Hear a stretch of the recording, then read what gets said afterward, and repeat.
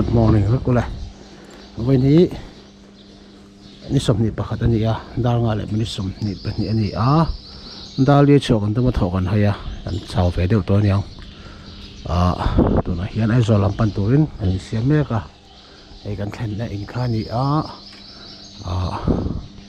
nuam khop mai a chung lại hian dia ti chuan ken ho to do ni tuna hian kan chok to do ni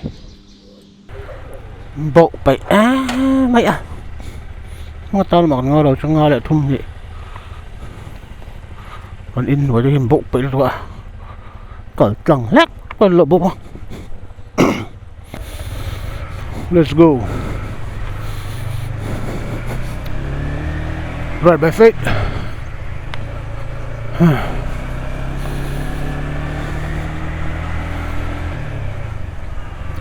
còn homestay host khi chả bị bẹt phê ngay đâu nè buổi khác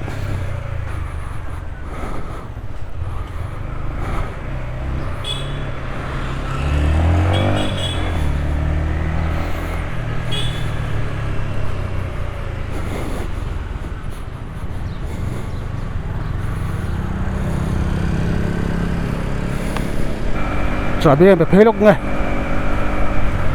Good morning, everyone is back. Welcome back to the channel. When I am kan ho ni tu karma sa engine ni tu na huna chuan Sikkim panin kan chuak ka when a chuan Aizawl panin kan chuak ve ta pa khu rong diao mai ma se ka fa pa le kan nuai ro go ti la man lo ma an lo la ho man don lo wa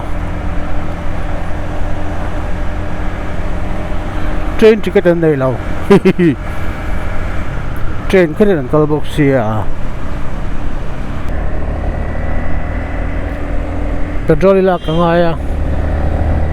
tum achan ve ala ma lekina megalaya kan lu huna kala ang megalaya hian claim le tlo setting ka sia asamain mo kan kal to na song zonga West Bengal a October sa le cheng le tlem ania Assam le Meghalaya chen sa kai lo ve ve a Meghalaya hi tlom zok sa tanga tin an petrol per shim an tia a density te isanga so sanin lak full pep pa pangai nga ve ni te full thuna nga yang ka ring kilometer hi za ka tlan to na kaya kala update don ni oh kanin thun full ta peng ponga tuna chuan ngai chat takin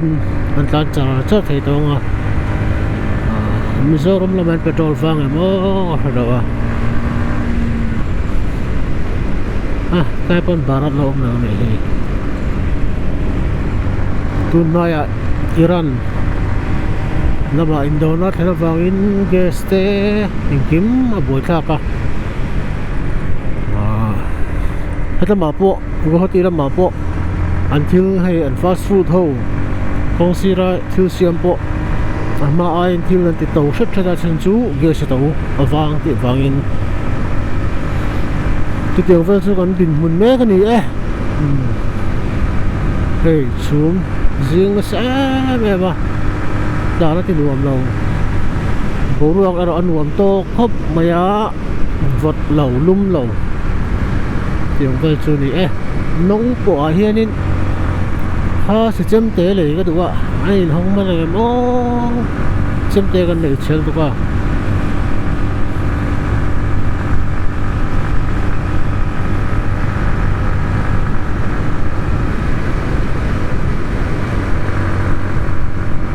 thính quý cần lấy là vợ đã sợi lại bây giờ anh ấy Silong kan natut lo Silong bypass kan natheng lo set boka ri na vota thingpui na kan song chho tran zia son len hong lo ve ang ranga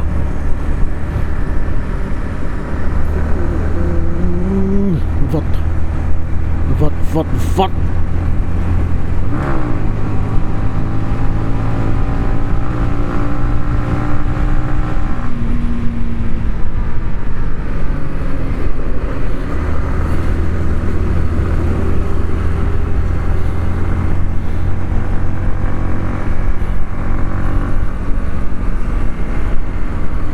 Alay lang pangi barapani dak thingpi kan inang kuati puarangai kuati puar hanti lama ko puar foi ni lawin kan pom ti puarangai tlai utai bypass junction bor vela san thingpi dor amen ka sia kan kalna turi alala wang siamo muang chan tak tak thei po ni lo umon tai velan thingpi dor lo tuma chen oma kan kalna tu ni si lo mayang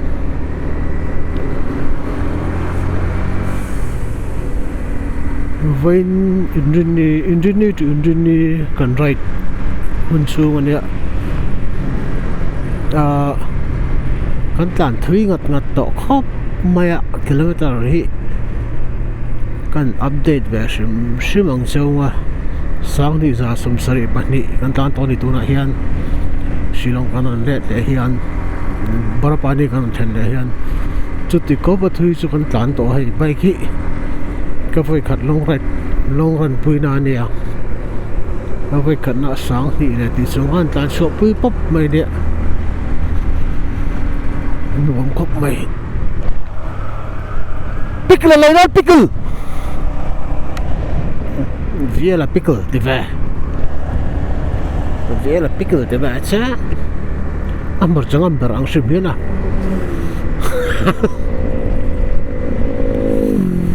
thingpui na ngai ni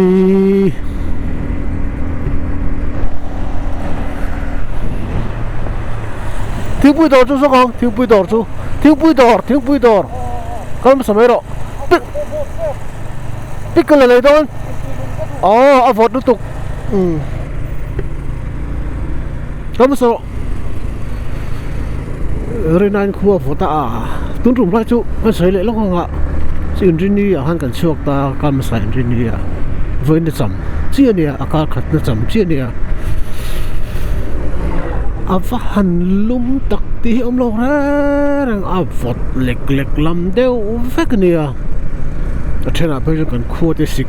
avot lut tuk kha tu tiang bal chu ni kan right chu ro sul na min nan vel na sat lutuk wang khovat mo ki ta la chung sang tlang sang to lutuk vuram vutla na bul vela roi na min han nan chu mo ngan tak hi ni rawat mai ni ngan tak kutte a fu va ka mo kan tia a cholo vek phone kan khoi me ka khoi thelo ka chudit thelo ra tiang bal chu ni kan right tun tum kan right chu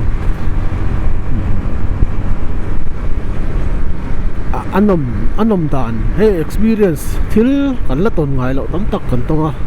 experience tha tak tak ti sun rum anom na lai ni ngai angin tluang purin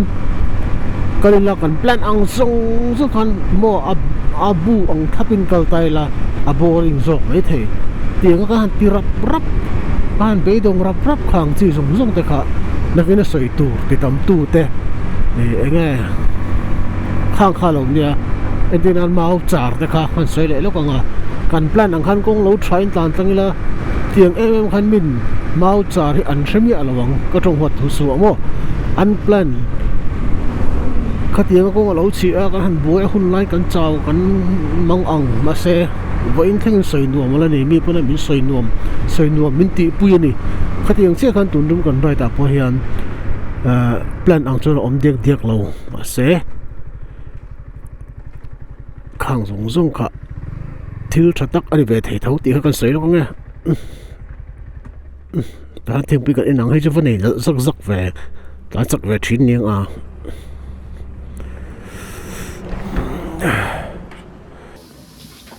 ai kan chal la thing pi dor ania tokin kan ma che mi hi wi thin thang ania kha se wen wi thin thang hin du khop maya an la tiu sei mi maya ni chu kai thei yawa chuan hei thing pui dor po tha khop nom don za do kan order hen kang chapa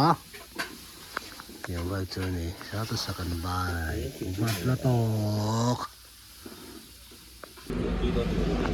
hei zado anti chu nia megalaya kan kal hi chang kan ei be viau thina viau han ti la o kan ei ve thina MIZO na so chian kan ti ang deuh hi ani ve deuh be ang chu mani nam ina an ngai san em an breakfast atanan man na sat em ne cho te da poti la ding chu chan thing pui sen hi to kina hingan ei lok don ni nde karon nung karon dol del delong de tang kan thing pui in na kan ko sanang tlai vel pui shilong an ti va kan ni ome kan thing pui in pui te kan chol pui te kan so ta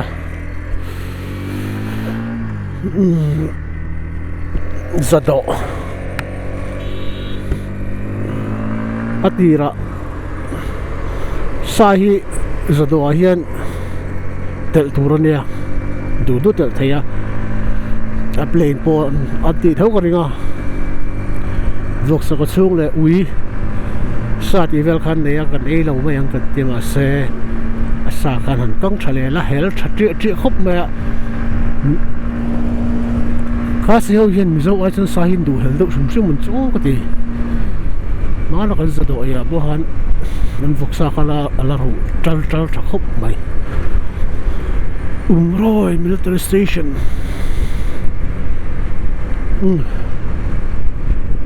Dar sari lemni semua bakwa dari tadi tu na Shillong bypass berpani lampang train kan suak mereka ichuan Aizawl kan tumdan chan en light hen khania dali vela suak ha alam ka set lo khang lang ka har ma chin tho ko te tukin dali le chan ve kan harani kha ka har chi kha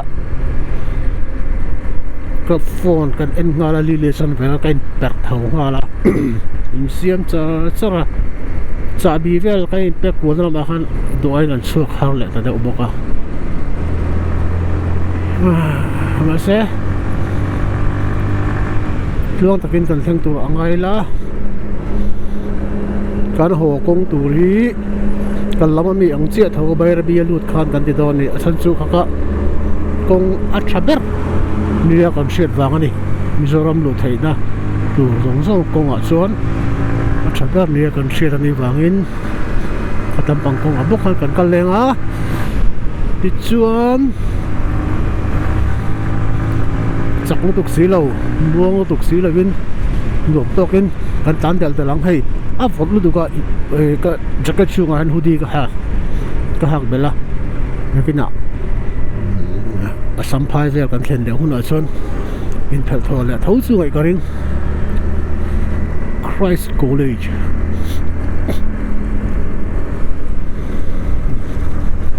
nuam le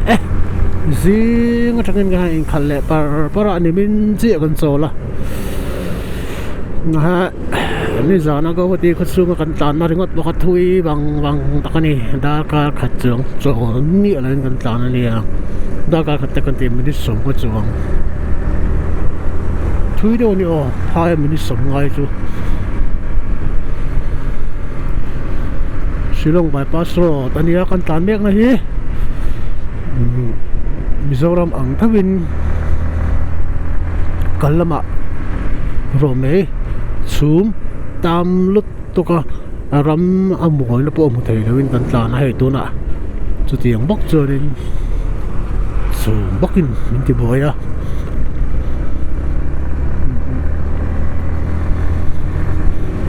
ro so ga jo zia shim shima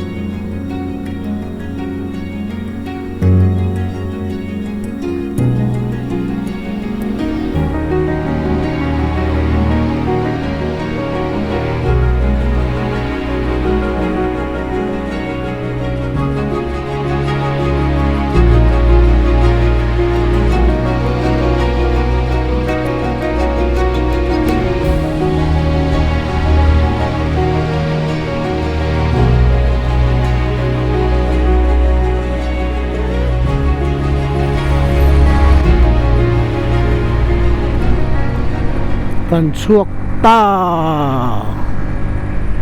Kadang yang silang kilometer samtum porukan ya bypass mo cho santa silong chukan nu chonta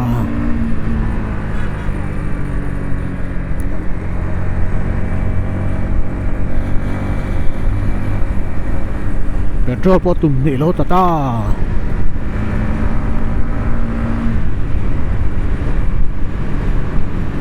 petrol man hi minon zot le nual nam karinga kalau shoot mi alawa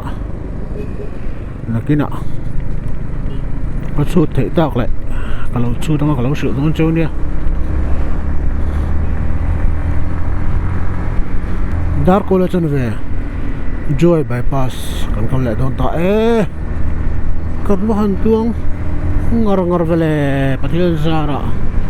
so far so good high winds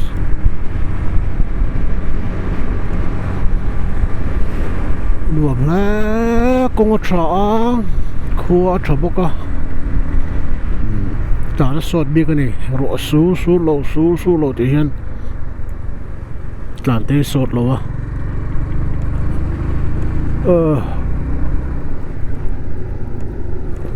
một ero chuộc đéo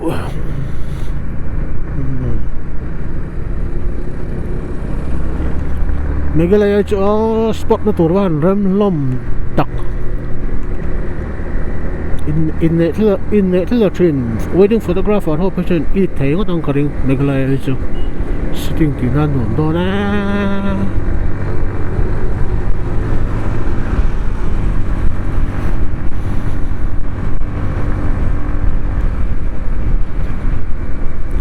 baka tlan ngay kan last day ngay to với ni hạ tổ viêu om tắc kan ni lai nuam kan ti na san chu kong tang ko kan tlan ta ni min te hang chi ko chu ni min pia mo ane om turu lu tu kani ni ra ka tlan top mai ko mo ane om ani top sa ge na om tu no ton tlang ate kan lo na kong ko ya te gear te kan thak ve nuam ati boring low motor bike ati boring low khuer ola vot khop mai mekle chulo vot te uni hi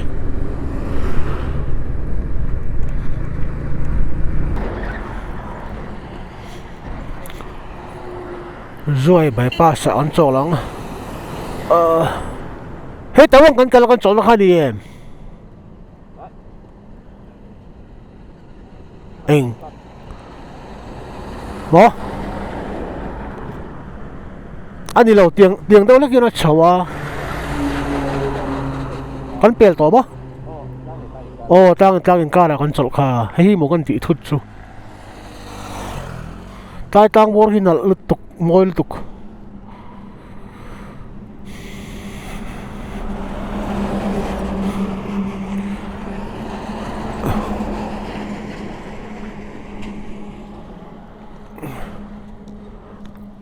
sếp vật đul về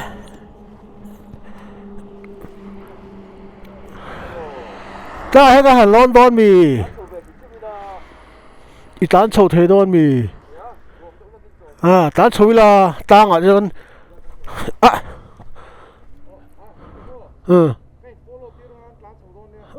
rồi tang ạ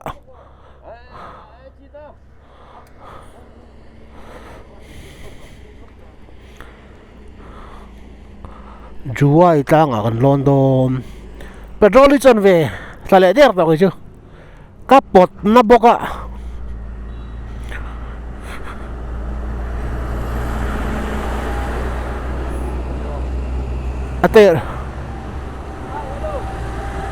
ater quên là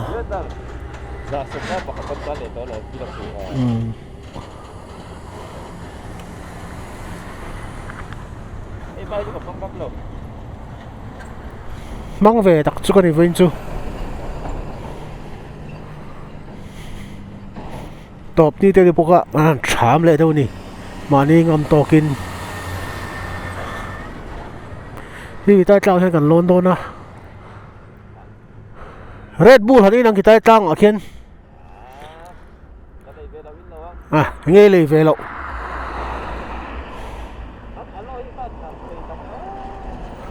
Swift ano Swift paniron ni zui ka van nal takrem taxi an man ka Swift ka an chain nal rap ka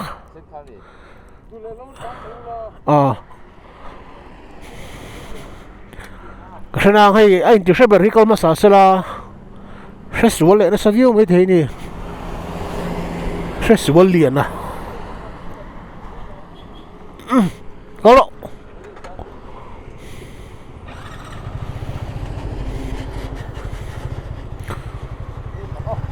karo hindi siya bukahan kalte kal suwaleng su ni sa tak hita kan ni mas jan vi le hian mo jang san de kan hel top ringot zel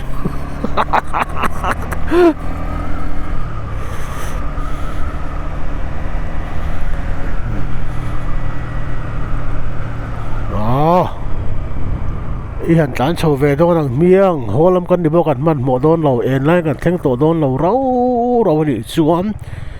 man mo vak lovin kalang kan tia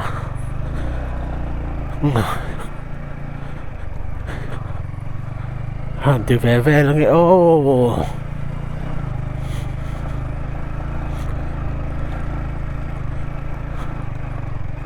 tlan chho chi lo ami kong che ve appreciate don tuk ni mai tahan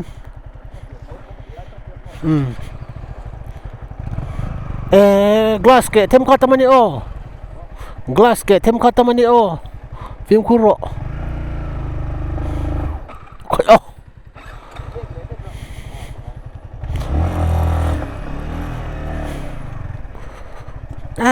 glass ke van tam ve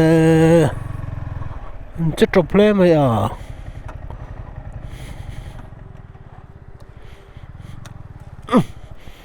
tha ta kan lang chu anti ke vak hai glass lom tuk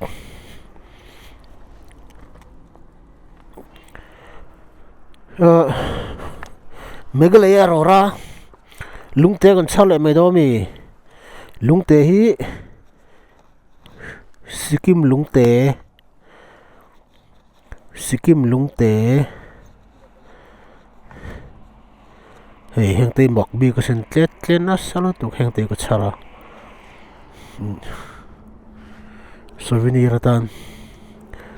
fresh magnet le gan tum na sa tera nan vai pathian lang sar thei do kan le lo ringot Hanuman ji ti vel tamo Buddhist ti ta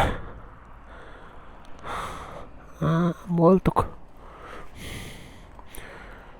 fly le do mon le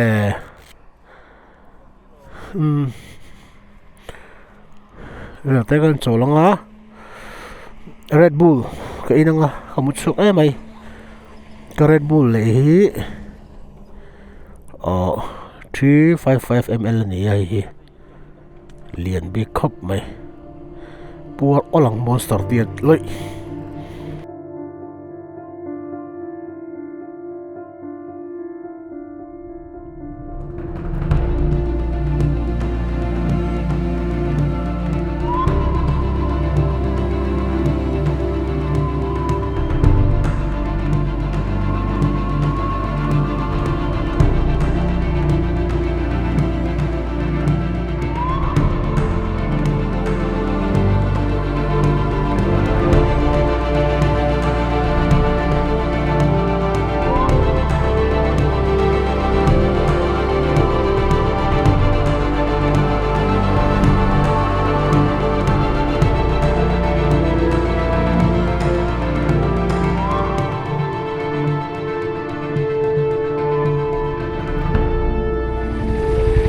Tan mình cái này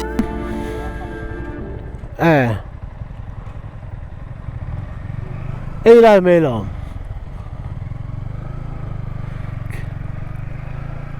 khi đây mình sẽ hotel ông sẽ vay hotel này kan cần chắc được số cả vay hotel là hắn mà là dream buy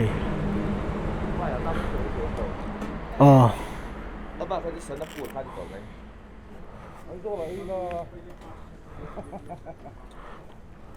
dia là luộc có nắng à cứ đâu tuần lâu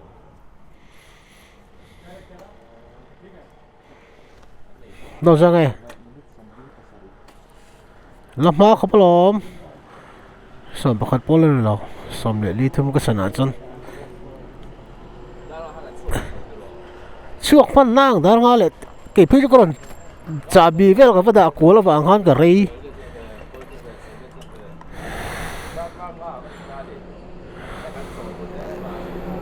haman mọi tha là họ lắm bằng cái này lắm ăn chơi tu tao không tỏ này sáng cái ấy lên nghe vẫn trái cho đào trinh trò đào trinh riêng là man xiêm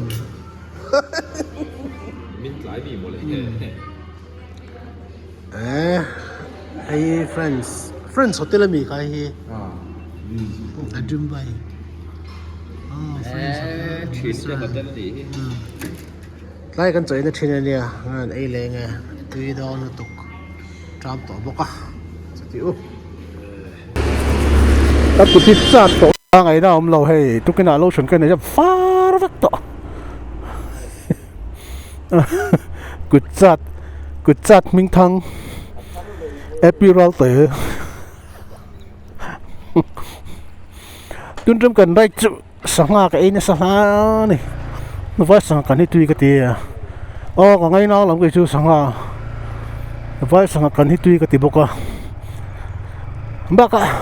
arsa kiểu sao thì bên đầy thắc thiếu tụi cái bác bị đâu hơi tụi khớp mấy có hết tí lắm ạ nó bùi té pha té ăn lõm vinh lưng mấy xịa anh ấy nó là cho anh nhìn theo tụi bọn này là các ba té có u để cho cả ngày tổ viết thầu nắng in thì họ lại ăn uống lẩu tụi thì chỗ xem chọn nộm lẩu về đâu hey lim tụi đang in cả lim lẩu phù tụi đang in cả phù lẩu có hết tiệt có dục in một diêu à cái một lẩu rau bùi bốc xì à mà xe bát thiên in bát thiên ra đó nắp tụ cả đâm takin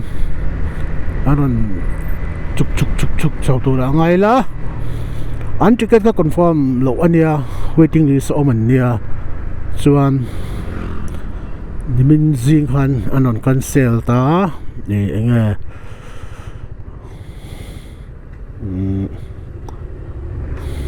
hataman in MP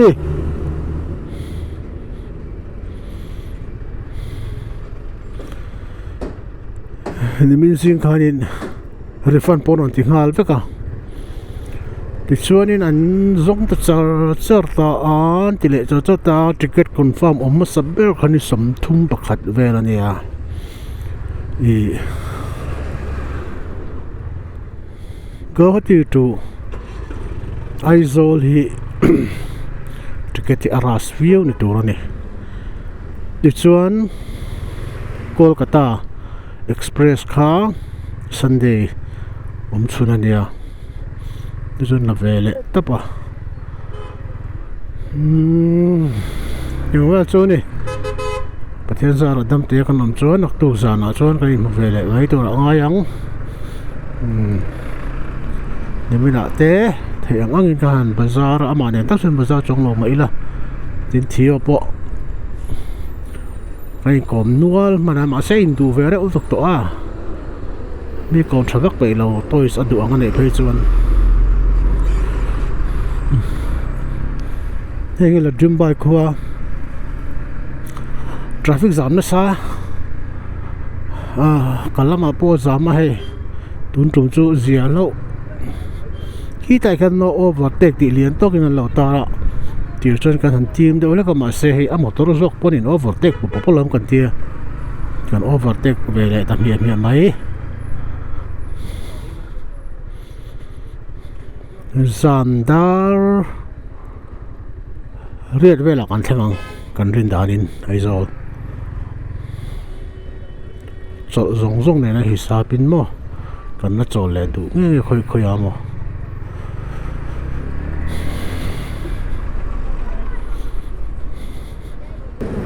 ami Meghalaya chuk thahen khopui sang oma hela jumbai te poi kholian takani ma se bypass omlo hi aboi thla kan truck lian an tlan nem siamo chu chon traffic jam na set taka siama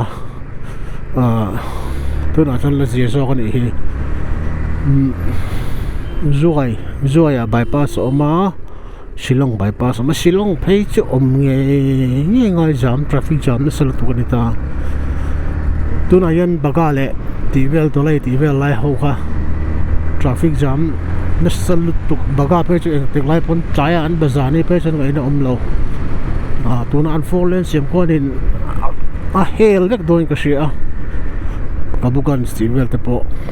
an zo huna chonin anuam to ngutang tivel ta kan soi ni hey kan video tuntum kan right hi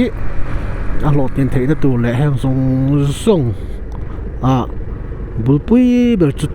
thansang en san YAMAHA andi porabata le anaute ho song chung alom to kan soya an ma ni wang lewa he Sikkim right hi ti thei kan ni ti kai se sianga chawang cham porabata chung alom to ka sei le mol ani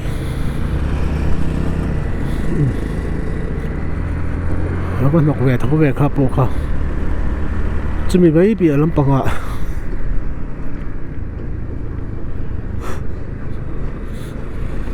ava nei lian big va chumi mai pi alama hindu sak m2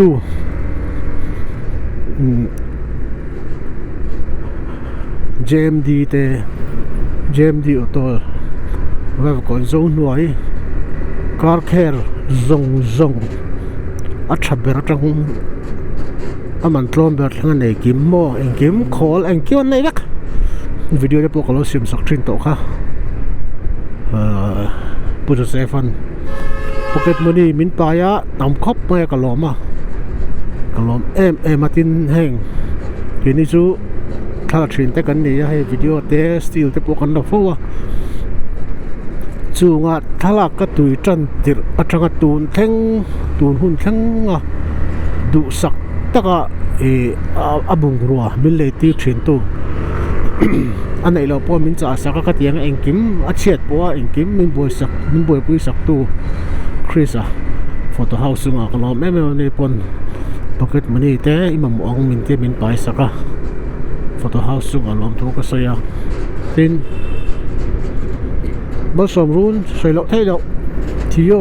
kan pai tran na ania kan tan son apoi mo mani MALSAWM run hi ani pon min ngai poi mo ma elvin te unau linzi te nupui te zara hey nuam den ka rai thei thil te kuwa te po ka lei ve na sa